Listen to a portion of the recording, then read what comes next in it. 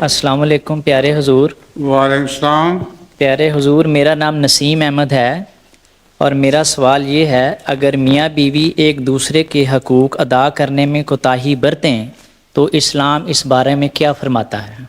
کوتاہی کر دیں، اگر کوتاہی کریں، کوتاہی برتیں تو وہی کوتاہی برتیں، جی وہ تو پھر قضا میں جائیں۔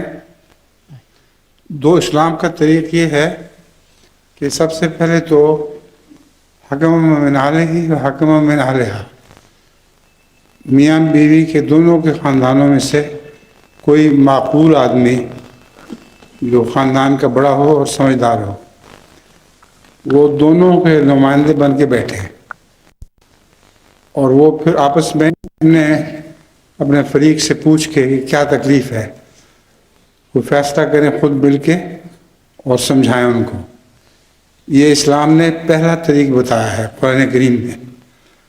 اگر یہ طریق کارآمد ثابت نہ ہو تو پھر قضا رہ جاتی ہے، پھر دونوں قضا میں جائیں، چاہے خلا لیں یا طلاق لیں۔